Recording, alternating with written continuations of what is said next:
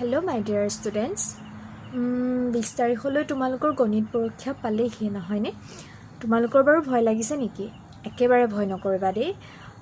ভালদৰে এইকেইদিন প্ৰেক্টিছ কৰা, যিখিনি কৰিছা তাকে বহুত ভালদৰে কৰা আৰু আশা কৰোঁ তোমালোকৰ পৰীক্ষা ভাল হওক। তাৰ বাবে মই কেইটামান কথা ক'বলৈ বিচাৰিছোঁ। কথাটো হ'ল যে গণিত বিষয়টোক তোমালোকে কেতিয়াও ভয় হিচাপে এইকেইটা দিনত নল'বা।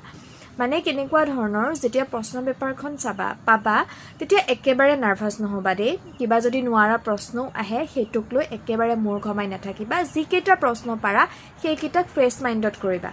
আৰু এটা কথা, এইকেইদিন যে মেথছবোৰ প্ৰেক্টিছ কৰিবা, তোমালোকৰ মনলৈ এনেকুৱা কিছুমান ধাৰণা আহিব পাৰে, যেনে ধৰি লোৱা তোমালোকে মেথছ এটা প্ৰেক্টিছ কৰি আছা, তেতিয়া মনলৈ এনেকুৱা ধাৰণা আহিব যে এই অংকটো যে মই প্ৰেক্টিছ কৰি আছোঁ পৰীক্ষাত আহিব জানো?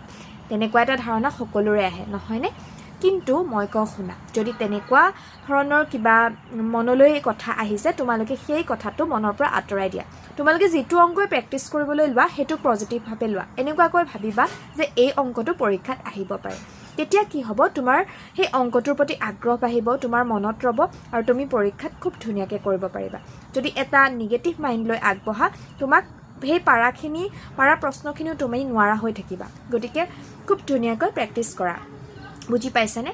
আৰু এটা কথা, যেতিয়া তোমালোকে প্ৰশ্ন পেপাৰখন কৰিবা বা অংকবোৰ কৰিবা, তেতিয়া এটা কথা সদায় মনত ৰাখিবা, সেইটো হৈছে ইউনিট বা একক।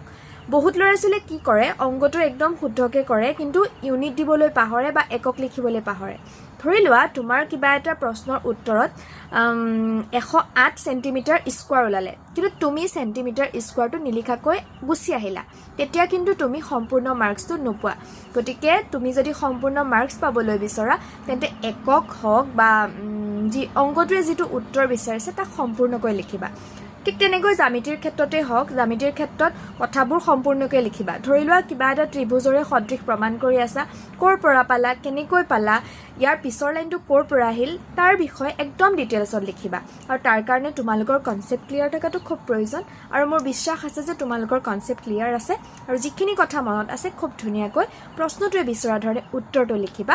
আশা কৰোঁ তোমালোকৰ পৰীক্ষা ভাল হ'ব। ধন্যবাদ। আকৌ পৰীক্ষাৰ পিছত লগ পাম দেই। বাই।